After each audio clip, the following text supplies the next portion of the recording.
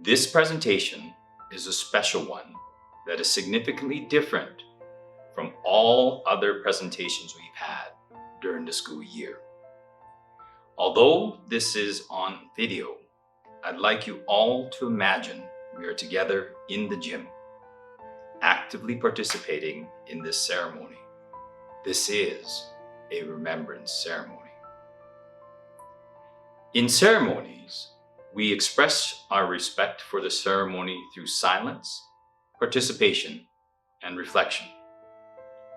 Please turn all electronic devices off. Take off your headphones. Take out your earbuds. Do not chat with friends. Sit and stand respectfully when asked to do so. With that reminder, I would like to acknowledge that we are meeting on the traditional territory of Nakaslii Watan, and that we will now start our Remembrance Day ceremony. Students, ladies and gentlemen, could you all stand for the singing of O Canada?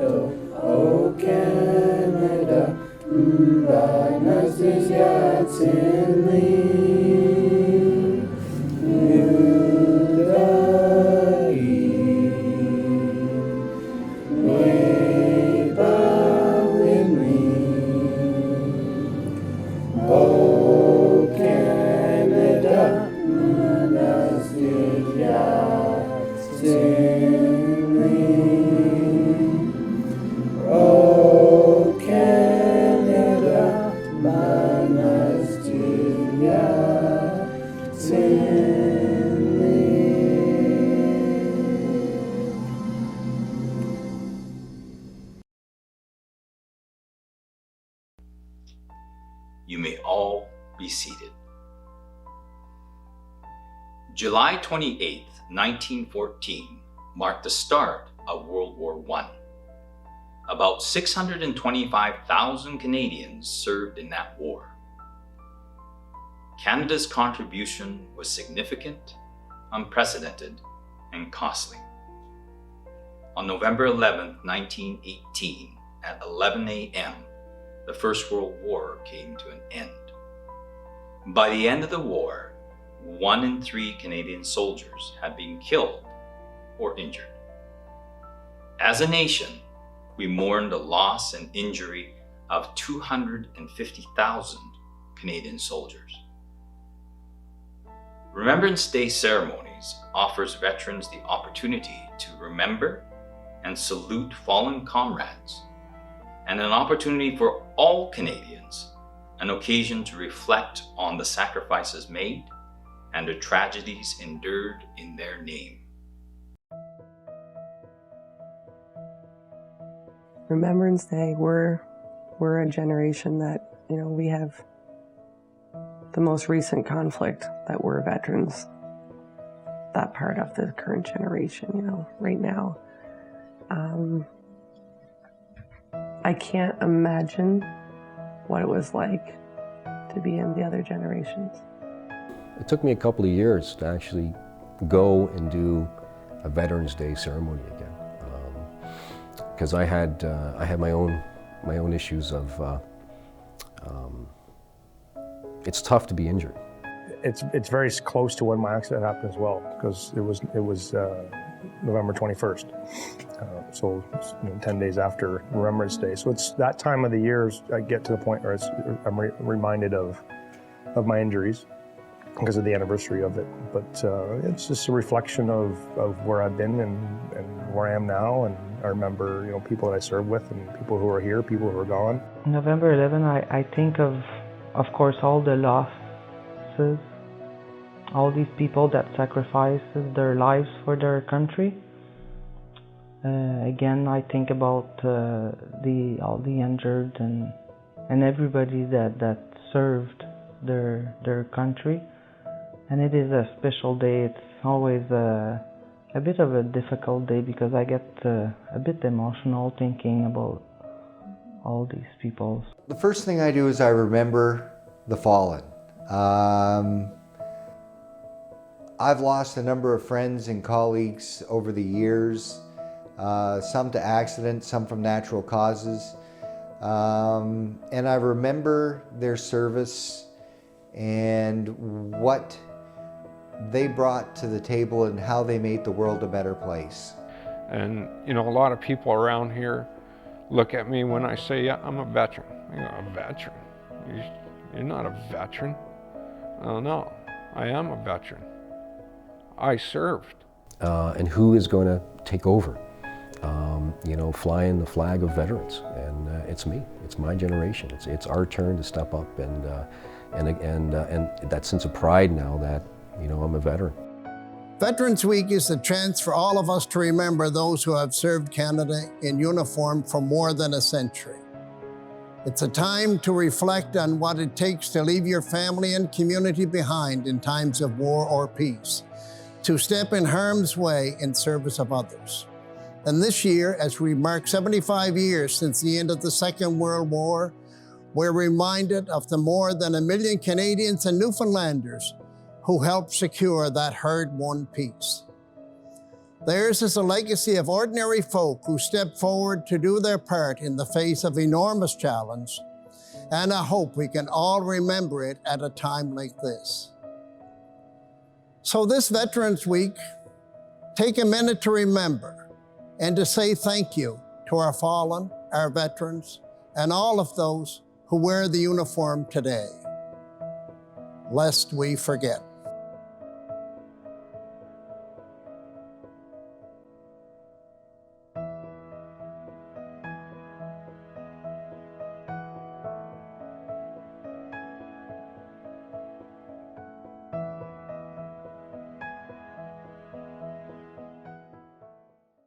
A message from the Government of Canada.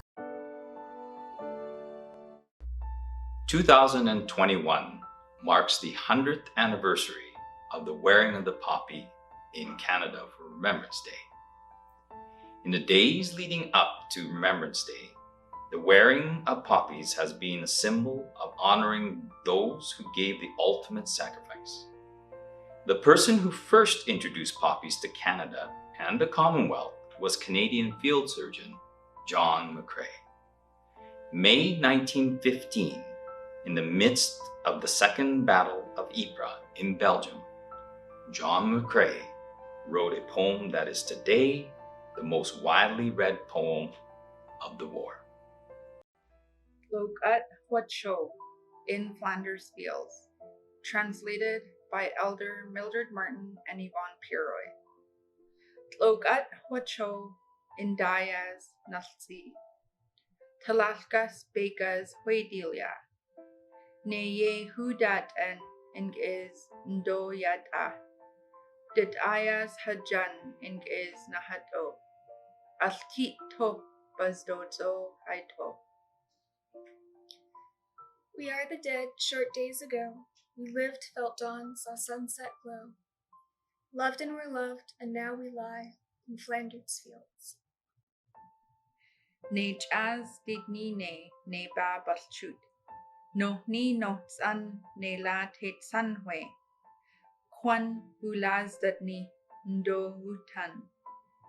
Zut hez haito et salaja de mbela. Yaidlane et huns eat log at huacho in Diaz hanaye. World War I was supposed to be the war that ended all wars, but clearly it did not. Canadians continued to give their lives for the fight for freedom. At the start of these battles, young men and women set off on their journeys, full of thoughts and worries. What thoughts did these brave individuals have as they headed into the unknown? The following is an excerpt from Richard Wagamese's Medicine Walk, where you will find our main character Eldon and his young friend Jimmy heading off to war for the first time. They were 18 when they went. They were assigned to the Royal Canadian Regiment. They took the train across the country to Camp Petawawa with a group of 60, the lot of them filled with the keen edge of adventure. They were young and oblivious to danger. Instead, they were driven by the spark of it, and its presence hung in the air of the coach like sulfur off a struck match, hard in the throat, but bracing. The train car was riotous with card playing, wrestling, name-calling, and the occasional fistfight, which was broken up quickly and the semblance of order restored until it flared up again. They were mostly dropouts and itinerant workers. The idea of war was beyond them, and they only existed for the thrill they felt building in their bones and their bodies as the land whipped by, and the sheer force of collective bravado became the land itself, the open breach of the sky, what they drank into them, the distance between them and the blood rush of combat shrinking rapidly. At night, as the coaches swayed and the dim coach lights cocooned them in shadow, he could hear the fear in the men around him, the whimpers, the curses, the thump of a fist on a wall, and muttering as they flailed against dreams the color of ash. They became kids again. He sat and listened and watched Jimmy beside him sleeping. He thought of his father and how he might have felt in similar moments during his war. He thought of his mother, and he wondered if she ever thought of him at all these last 4 years. It was a sad thought, and he tried to let it go. He was frightened. It was the old feeling of confusion rose in him once again, followed by a longing he could feel in his bones. When the black idea of dying coursed through him, he shivered and pulled his blanket tight around him and fought for sleep. The jostle of the train against his spine like small concussions, and he dreamed of explosions and screams and a sky filled with dark birds, hungry for dead men's eyes and rotting, smoking flesh strewn everywhere. We hit Petawawa and were swallowed up in the crush of bodies and the canvas of green the camp was painted in, and there was no time for skin. There was only order, there was only detail and the pressure to fit into it and make it part of their consciousness. Their way of thinking, their way of being, it was the hardest work he'd ever done. But they fell into the rampage of energy that was basic training. They were muscular and fit, and they both loved the running and the exertion. As they had done with the work, they challenged each other for more. And when they ran the obstacle courses and the roadways around the camp, they left the others behind and ran like they had through the bush when they were kids. The years of work had made them tough, and the stress of being commanded and driven was natural as breathing. They feel the feel of the air under barbed wire with the zing of bullets flying over their heads, and the concussion of grenades throwing dirt that stung like pellets of shot only made them crawl forward all the faster. They could shoot, they discovered that fast, but while Jimmy was natural with the weapon, as skillful with his hands as a magician, the arc of the blade in his hands spellbinding in his fluid grace, he felt ashamed that he had to struggle to the breakdown a carbine, thrust a knife, or drive a bayonet powerfully through a practiced dummy. He could only shoot, but he did it deliberately, measuredly. Jimmy rattled off rounds and shredded targets. He was the best shot anyone had ever seen. But together they were like ghosts in the trees. They could disappear and not be found, not be tracked. And when they broke training after 3 months, they were assigned to the 3rd Battalion of the Royal Canadian Regiment. This year marks a number of significant anniversaries of various missions and battles that Canadians participated in. 10th anniversary of the end of Canada's combat mission in Afghanistan. more than 40,000 Canadians served, 158 Canadian Armed Forces lost. 65th anniversary of the beginning of the United Nations Peace Mission in Egypt. Tens of thousands of Canadians left for Egypt. More than 50 Canadians died. This was the largest loss of life in any single Canadian peace effort. 70th anniversary of the Battle of Capion. 10 Canadians were killed and 23 were wounded. These casualties were among the 516 Canadians who died in service during the Korean War. 30th anniversary of the end of the Gulf War. More than 4,000 Canadian Armed Forces members served in the Persian Gulf region. The Gulf War marked the first time that female Canadian Armed Forces members performed combat duties. No Canadian casualties, but many veterans complained of suffering from Gulf War syndrome. 80th anniversary of the defense of Hong Kong. 1,975 Canadians who went to Hong Kong. More than 1,050 were either killed or wounded. 105th anniversary of the battles of Somme and Beaumont-Hamel. More than 24,000 Canadian casualties in the Battle of the Somme. Roughly 800 Canadians fought at Beaumont-Hamel. More than 700 of them would be killed, wounded, or go missing. Our freedoms have been fought for in our past and in our present. In that time, many have given the ultimate sacrifice. Ms. José Simard is this year's Silver Cross Mother. She will place a wreath at the National War Memorial on behalf of all Canadian mothers who have lost a son or a daughter in the military service of Canada. Karine Blaise was José's daughter. Karine knew at a young age what she wanted to be, a trooper in the Canadian Army. Karine died in April 2009 when the armored vehicle she was in was struck by a roadside bomb near Kandahar, Afghanistan. She was just 2 weeks into her first tour of duty.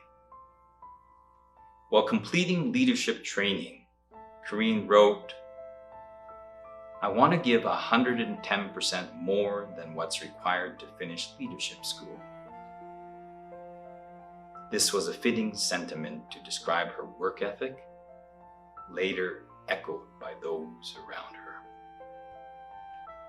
To honor all who have fallen in the fight for our freedoms, it is now that time in today's ceremony for 2 minutes of silence. During this time of reflection, I would ask that you honor, thank, and remember those that have given the ultimate sacrifice. Could everyone please stand for 2 minutes of silence?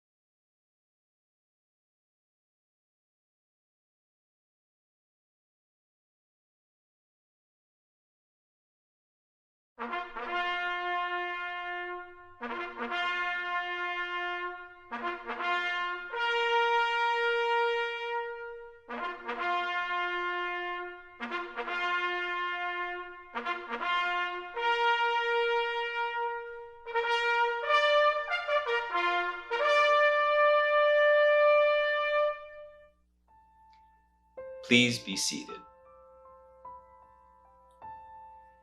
To close today's Remembrance Day ceremonies, I would like to read to you that passage that is engraved on cenotaphs, war memorials, and headstones in war cemeteries throughout the English-speaking world, and is known as the Ode of Remembrance by Lawrence Binyon. They shall grow not old, as we that are left grow old. Age shall not weary them, nor the years condemn. At the going down of the sun, and in the morning, we will remember them, lest we forget.